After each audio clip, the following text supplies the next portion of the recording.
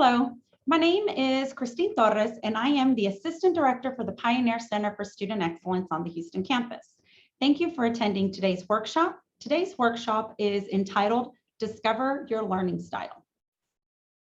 So we're going to start off with a question. I want to hear, and you can use the chat button, or again, just a reminder, take yourself off of mute. How do you currently study?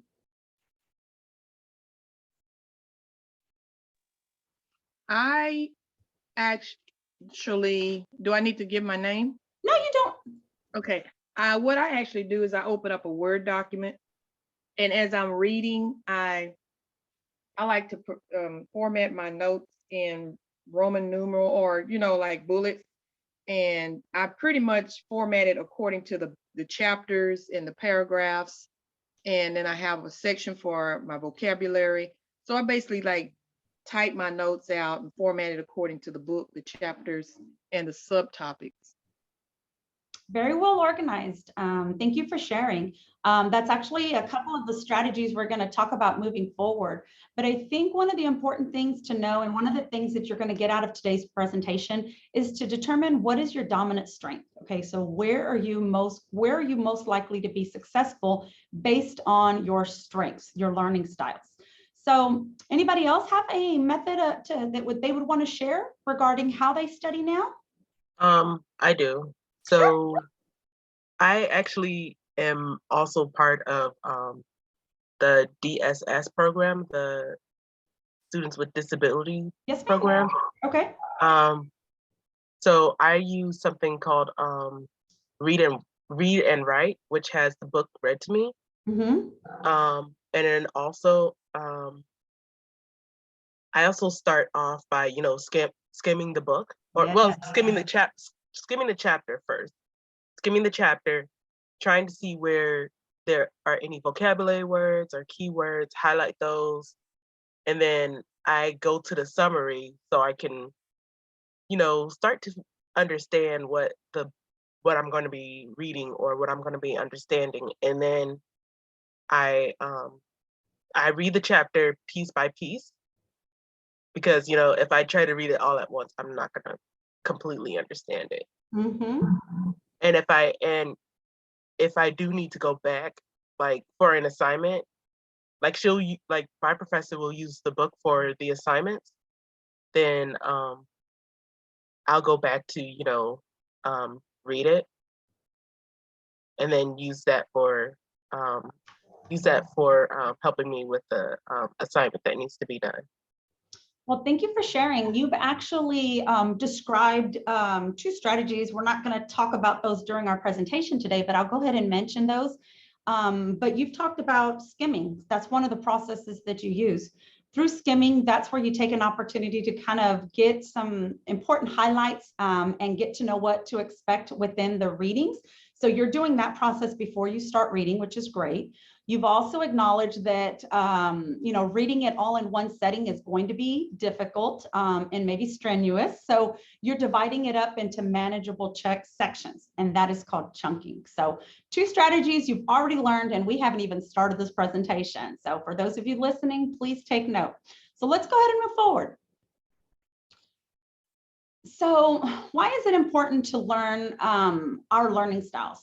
Well, this helps us to recognize how we as individuals, as students, as professionals in the workplace, whatever this may be, it helps us to determine or to understand how we perceive, how we process, how we organize, and how we present information. So it's what we take in, what we give out, how we organize it in paper, in our study habits, and then how we process it. So some of us need a little bit more detail, need a little bit more repetition than others.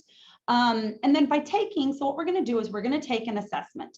This assessment is going to help you tailor your learning strategies based on the results. So we'll get to the results and we'll talk about what you can incorporate as far as strategies to help you. And this is going to help you study more effectively by capitalizing on your strengths. You're also going to learn strategies to counteract areas you may be struggling with. So if you say, I don't like to read, I don't like to attend lectures, then there's going to be things that you're going to pick up in today's presentation that'll help you to capitalize on your strengths in those areas. The assessment we're going to be taking is called the VARK. This is a free assessment. It's on our TWU website. But what it stands for is the visual, oral, read, write, and kinesthetic. So these are sensory modalities that were established in 1992. So it's very important to understand which areas are your strengths and then kind of work around the areas to bring those up to being your strengths. So the VARK is a questionnaire that helps you learn by suggesting strategies you should be using. And again, we're going to go through each one of those strategies. So let's go ahead and get started with the VARK assessment. Before we actually get started, there's going to be 16 questions. What I want everybody to do is choose the answer which best explains your preferences and then click on the box next to it. So it's multiple choice. You can click on more than one answer. So if you're like wishy-washy, you're like, yes, this and this, then you can click on both. You can leave blanks if something does not apply. And please don't think too much about your responses. Just go ahead and click what comes to the top of your mind as you're completing the assessment. So what I'm going to do is I'm going to drop the link in our chat button and give everybody a few minutes to work through this assessment.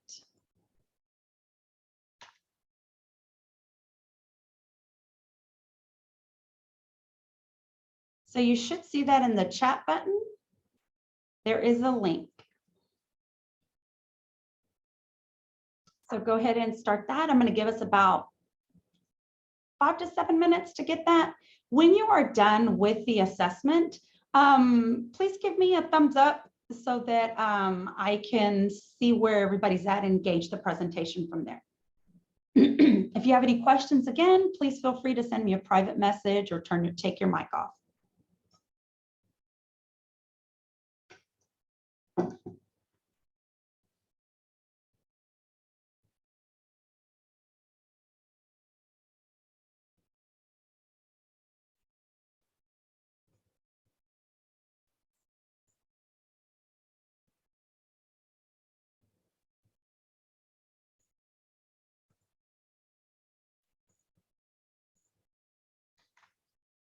For those of you that are just joining us, I dropped a link in the chat button. This is for the VARK assessment. We're doing a short learning style assessment. If you could please start filling out the questions, there's about 16 questions. Choose the answer that comes to the top of your mind and try not to think too much into it. When you're done, please use the reaction buttons, the thumbs up, chat button, just to let me know where you're at.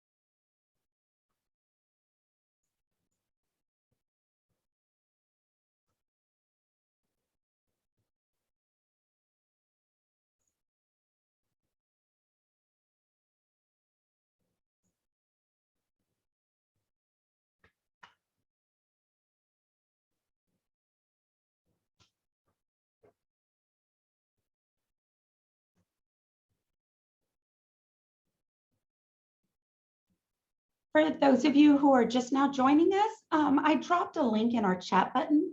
We are currently taking the VARK assessment, which is a learning style assessment. If you could please, excuse me, go through and answer the 16 questions and then give me a thumbs up when you're done, and we'll go ahead and move forward.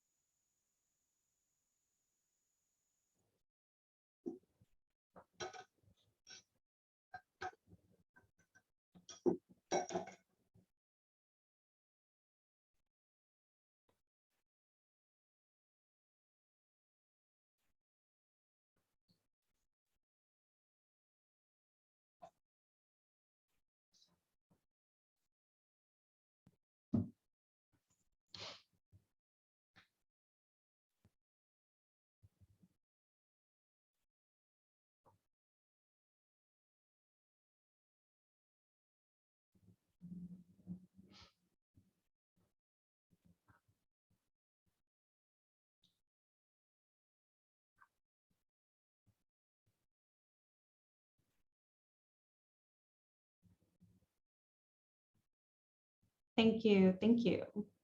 If you're done and you've submitted your responses, stay on that screen. Do not close your window.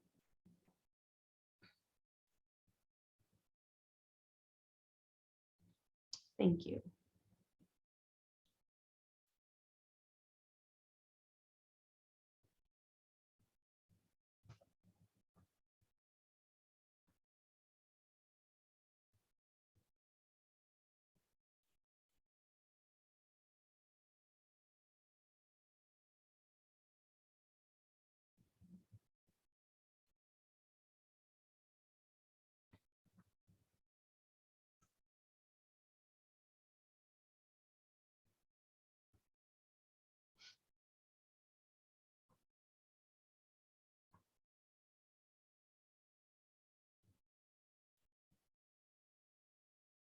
Thank you.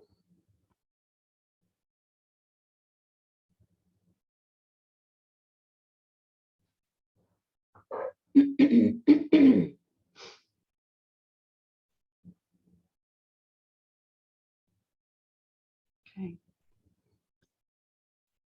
Wait about 1 more minute, and then we're going to go ahead and go to the next slide. If you're still working on it, please take your time. You'll still be able to grasp the information that I'm going to be covering next.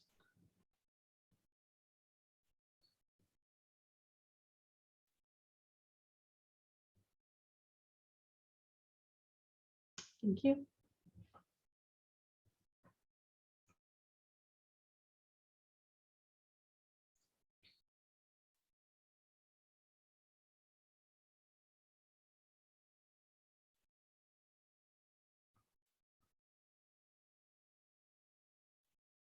Thank you. Thank you. Once you've hit the submit button, you will receive something like this on your screen. What I want you to pay attention to are your scores were. There's a little box more on the right-hand middle side of your paper, of your screen. Write those down, memorize them, screenshot it, whatever's going to be easy for you. And we're going to be looking at these scores and going over what they mean to you, okay? So write your scores down because we're going to need those for the next one. Right. We're going to do a quick poll. You should be receiving on your screen a quick poll just to take just to help me get some insight on where you're at. If you can please answer that. You're going to answer 2 questions. What is your highest modality and what is your lowest modality? What if you didn't get through with the questions? You can keep going. This is just for just for us to have conversations with. They left the screen. The questions? Yes. Okay. You probably closed the window because they No, I didn't touch it. I was trying to answer one, and then this quick poll thing came up, and that was it. Okay. I don't even see a place to change back. What we can do is we can follow up after the workshop, and I can work with you individually on getting those, getting your results for that.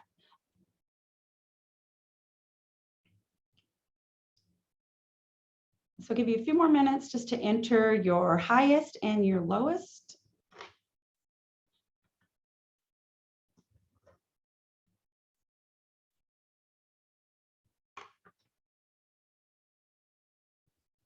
Right.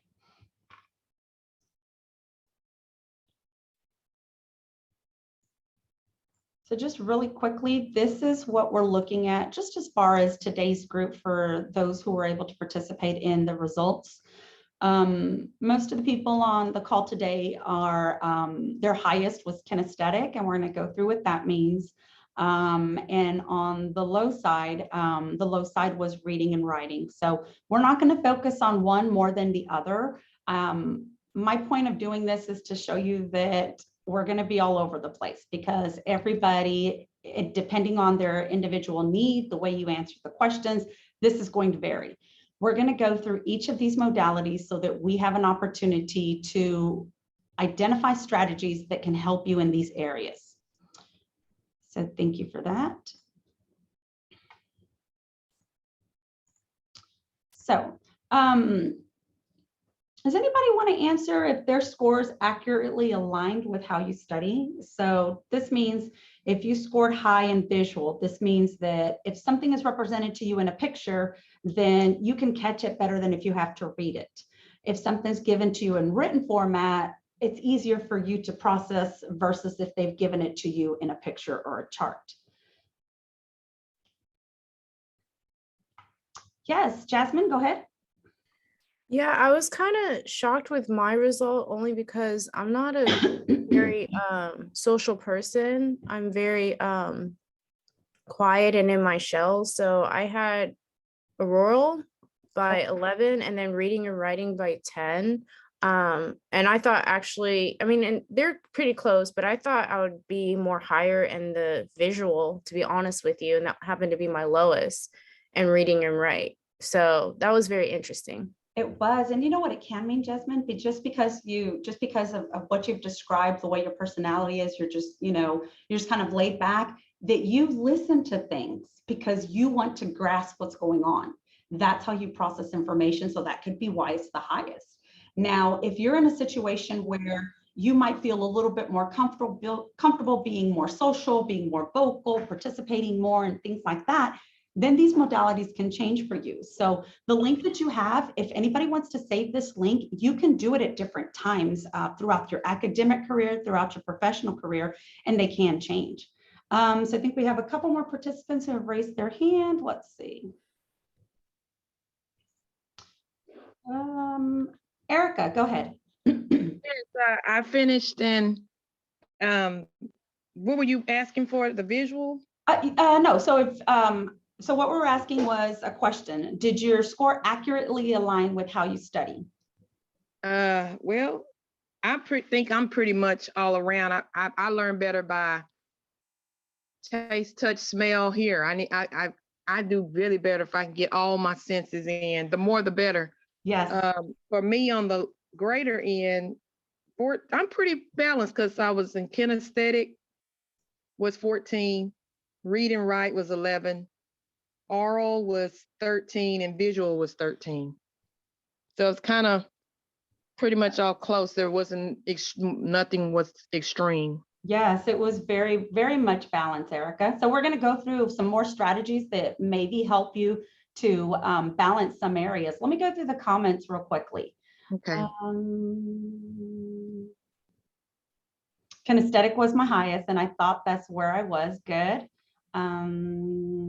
Multinodal, and I feel like it is about right. Great. So for those of you who on your results receive multinodal, that just means that there's a good balance and you have a couple of areas where you are strong in. So necessarily that just means you are versatile in each of the modalities.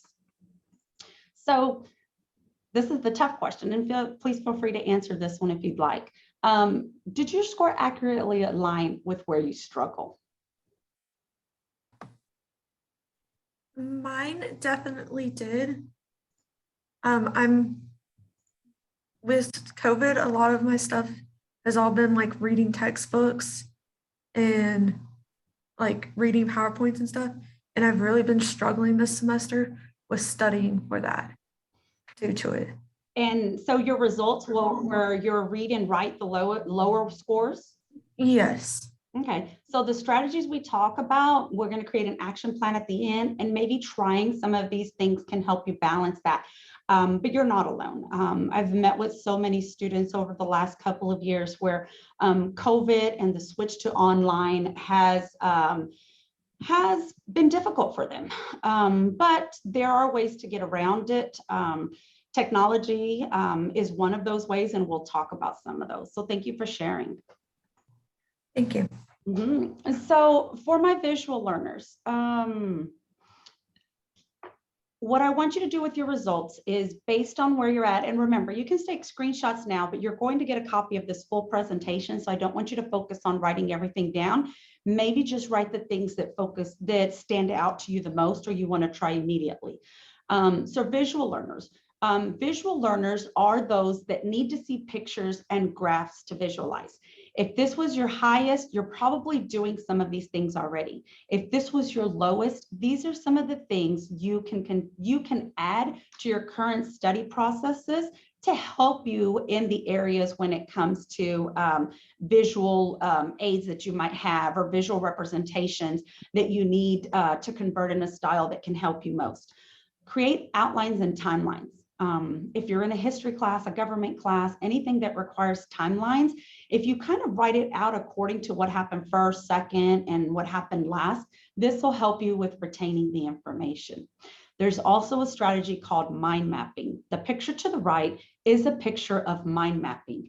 You might have used this before, but didn't realize what it was called, or that you can continue to benefit from this. But through mind mapping, you're able to label things with colors, with graphs, with charts.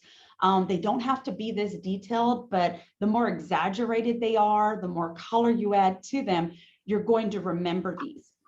So if you are in class and didn't get through the lecture, then maybe this is something you can do after the class. Or if you would like to do something to study before the class, maybe creating the mind map and filling out the most that you can. And then when you get to class, filling out the information that you didn't catch. Picmonics is also something that I know a lot of our nursing students currently use, but this is a form of mnemonics, which is another word for acronyms, but with pictures. Feel free to use Google Images and YouTube. So if there's something you're not grasping, something that you need to learn, open up Google, go straight to Google Images so that you can get a visual representation of what this is.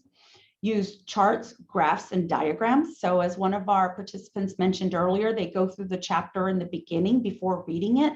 Look at graphs, look at chapters, look at diagrams so they can help you to be able to process what you're physically going to be reading. Mark up your material. If you're able to come to campus and you're able to print your material out, print it out beforehand. So when you go to lecture or when you're sitting in a Zoom class, you have these PowerPoints to use as a guideline. You have any material that's been provided as supplemental for you so that you can access that and write on it. Don't be afraid to write on the material. Use captions. Within your lectures, if there's an option to use captions, select that. If you were in a Zoom call and you can add the captions, use that. Take notes, take lots of notes, and then summarize your notes in your own words. Replace words with symbols, pictures, or drawings. Sometimes this can help you understand things. If you're taking an accounting class and you need a credit or a debit, sometimes the minus and the plus sign can help if you're writing notes on that. Using an arrow up, down. I personally, these are my go-to symbols. If I know that I don't want to do something or don't forget to do something, I use the circle with the line through it. If it's a vocabulary or a cause-effect relationship, I use the equal sign. And then up and down. So feel free to use what works best for you as far as drawing pictures, symbols, or drawings. Let me go to the chat real quick. I print off my PowerPoints and write on them afterwards, and I reuse the paper. Perfect, definitely good. Our next one is auditory learners. So these are for those who need to hear the information. So a couple of strategies are attend lectures, tutorials, and optional class meetings. If you are struggling in this area and you have an optional class meeting, optional tutorials, optional lectures, it's very important that you attend these classes because these are going to be areas where you're going to grasp the information in the setting that has been provided for you as an opportunity. Engage in conversations, debates, and group discussions. From what I've seen, a lot of students don't participate in group discussions because they don't feel that they're accurately prepared. Don't let that stop you. Do your readings beforehand, do your skimmings beforehand. So when you get to a class or a lecture, a Zoom class, you are prepared for the discussion. Likewise, when you go into that group discussion or those debates or those conversations, you're going to be equally prepared. Use mnemonics and rhymes. I have this image here of a mnemonic that maybe some of you remember when you were trying to remember what north, south, east, and west means. So this means if you can remember the mnemonic, never eat soggy waffles, then you can remember the N stands for north, the E stands for east, the S stands for south, and the W stands for west. I always tell students, work smarter, not harder. Go to Google and Google up a mnemonic for something you're trying to work with or trying to retain information for. That way, it's a little bit easier to come by, and maybe you need to change a word or two to make it work for you. Use rhymes. I've had students that tell me that they rap things, that they make poems for things, to remember things. This is how auditories process information. So this is something you want to do.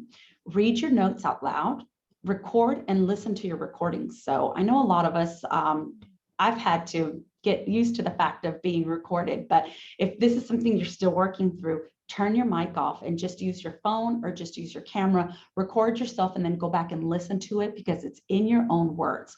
You're not going to practice being perfect and not messing up. We're going to practice the information that's coming out. Repetition. Don't just read things once. Don't just listen to things once. Don't just write things once. This is going to be beneficial in all areas. Repeat, repeat, repeat. This is how you retain information. This is how you move information from short-term memory to long-term memory. You also want to use text-to-speech options. So somebody on the call indicated that they're using a software to help them get through the material that's being read to them. Turn that feature on so that you can see what those words are and listen to those words. So sometimes that can help. I know some textbooks now that are online have this feature. The downfall is I had a student tell me it reads the graphs. Well, just skip through that part and get through the information that you need. Watch videos and then use verbal processing and problem solving. So talk things through out loud. If you're by yourself, this is something that's okay to do. If you have a problem and you're stuck, talk it out loud. Write each of the steps down so that it's clear for you and you can continue moving forward. These strategies that I'm telling you about, each one of these strategies that are for the different learners are great strategies. You don't have to focus on these strategies just for this modality, but these are some ones that I can recommend within this modality. So for auditory, for visual, but what I want you to do is feel comfortable using any of these strategies, okay? Our next one is our reading write learners. So these are those individuals who need to read and write information. Take lots of notes. Rewrite your notes. Sometimes in class, you may find that you're just writing to write or you write too much. Rewrite your notes, summarize them into words that make sense to you, not verbatim like the professor has lectured. Summarize them because that, again, is a good way for you to retain the information. Use bullet points. This was also discussed earlier. Use bullet points to help you keep track of the thoughts, of the processes that you are covering. I also tell students when you're taking notes, skip a line or two. This helps you understand that there's a transition in thoughts. Okay, we're done with this, skip a line, we're moving on to the next thought. So this helps you visually separate what you're going to be reading later. Turn diagrams and charts into words. If visual is not your strong point or if reading and writing is, then this is what you want to do. You want to be sure that you are writing them down so that you have an opportunity to process the information and in the modality that you learned best. Yes, define unfamiliar words and acronyms. A lot of our students, especially in our health science fields, are using a lot of acronyms. And it could be difficult to proceed in your readings and understanding the information if you don't understand the acronyms. You can use flashcards or just any kind of memory technique to memorize the acronyms and what they actually stand for. So when you're getting through the reading, it makes more sense for you. The same with defining unfamiliar words. If there are new words in the chapter that you're going to be reading, read those so that you are now familiar with what it means if you come into this word again in the chapter. Activate prior knowledge. This is when you sit back and you ask yourself, what do I already know? What do they want me to know? And then move forward.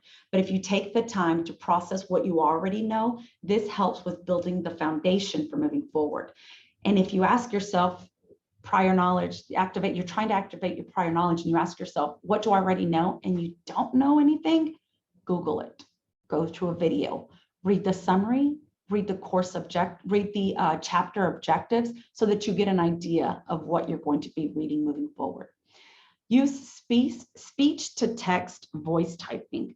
What we're going to do right now is I'm going to show you this cool little trick, and I don't know if anybody has worked with this before, but give me a second. Oh no, wait, I don't want to do that. I'm going to go back to sharing my screen. Let's go back to sharing my screen. Let's minimize this.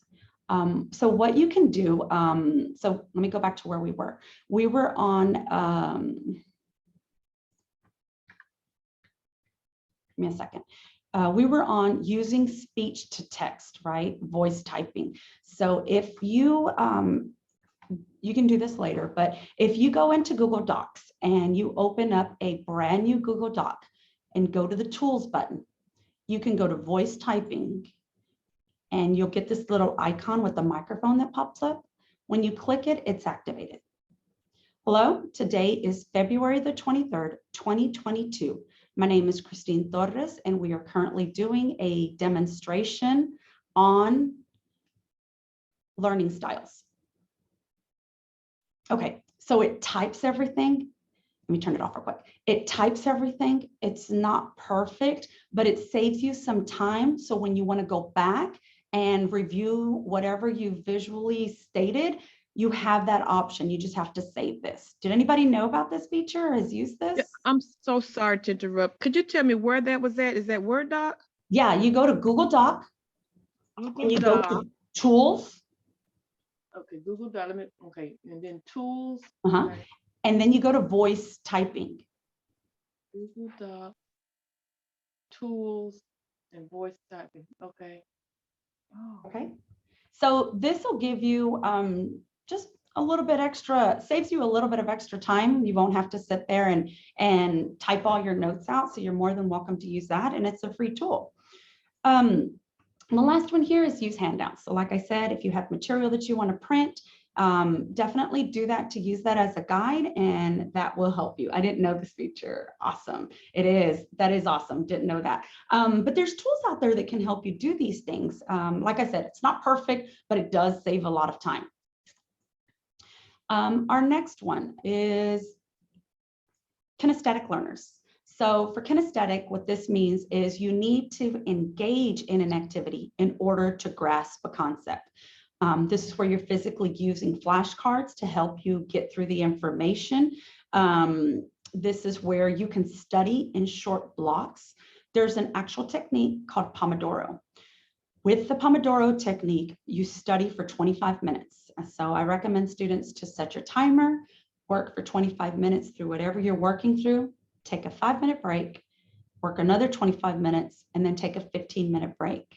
If you realize that 25 minutes is too soon, set your timer for that time that's going to work for you.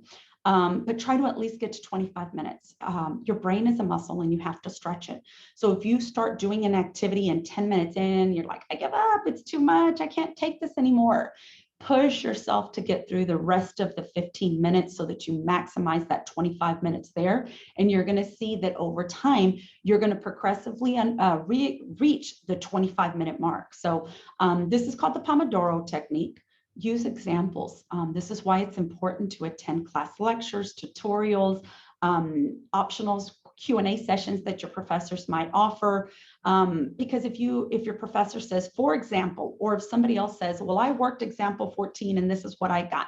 This is what a kinesthetic learner needs to continue to learn. So using examples helps to be able to get you to that next level of understanding, studying with others, solving case studies. I tell students before you read a chapter, if you have an example or a case study, try working those before you actually read the chapter. So now when you read the chapter or when you do an assignment, now you have a basis to go off of. Do role plays and demonstrations. If you're in a program, let's go with our occupational physical therapy that physically requires you to work with the patient, work with the classmate, work with the family member, work on yourself so that you can see what this is looking like. Because for kinesthetic learners, you need to do the touch, the feel, the move. You need to go through this either on on somebody that's acting as your patient, your client, your student, or it needs to be you. Teach this to others. If you're learning a new theory, a new concept, if you're learning something, teach it to somebody who might not have that same level of understanding, because this is going to help you perfect the learning that you're going through.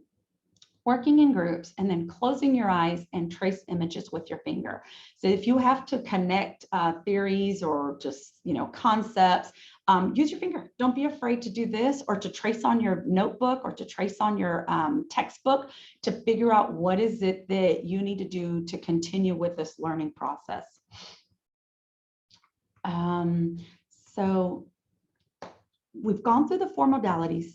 I've given you some quick strategies on what you can do. Does anybody want to share how you know, like when you're studying now, how do you know when you've mastered your studies? So you've done your note taking, you've turned your charts into words, you've used mnemonics. How do you know that it has sunken in? When you take the quiz and you pass. Yeah. Awesome. So does anybody, and it doesn't have to be that moment when you take a test, because that's just stress, right? Well, I'm not going to know till I take the test, until I get my results. But I have something for you next that's going to help you know that what you've studied, that you've mastered. Okay, so let's go through that. That is called Bloom's Taxonomy of Learning. Has anybody heard of Bloom's Taxonomy of Learning?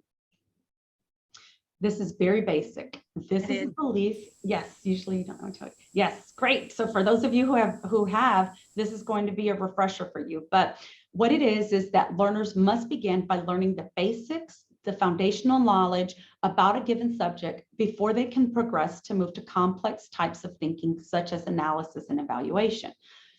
Let's look at what this looks like. What I can say, just starting off, is that if you look at, maybe high school, maybe undergrad, maybe introductory courses, you were given questions like, what is the capital of? What is the square root of? In those situations, all you had to do was come up with an answer.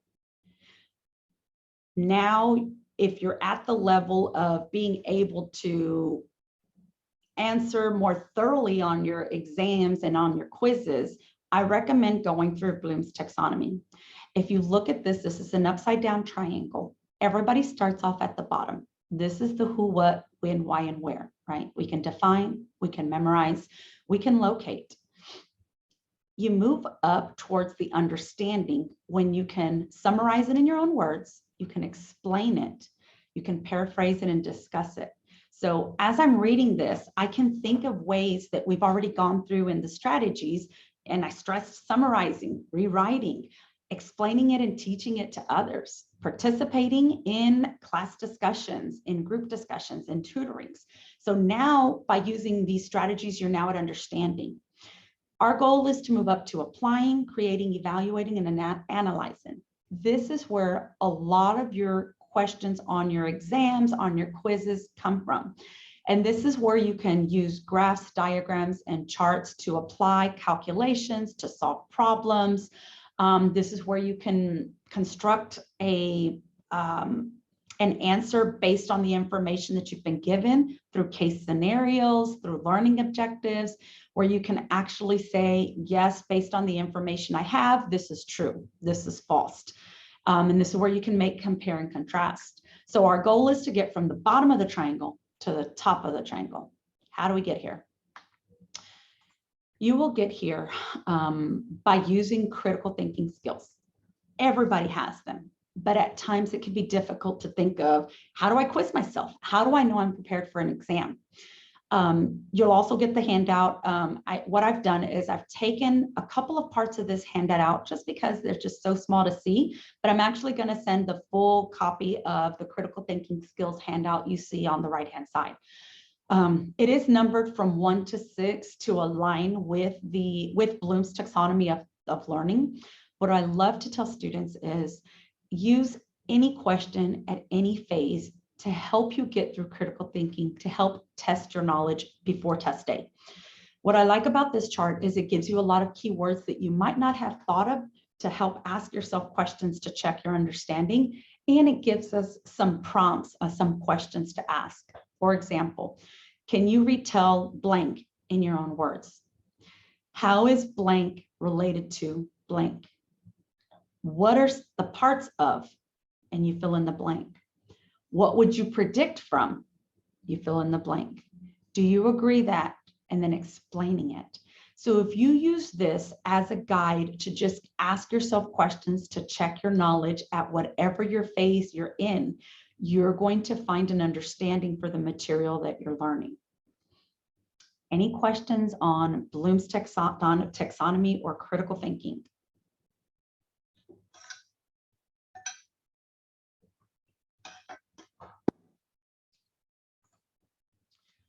Now we're at the point of our presentation where we are going to create an action plan. Based on the results, what learning strategies, these are some questions I want you to think of because I want you to write some things down today. Based on your results, what learning strategies will you try? How will you capitalize on your strengths?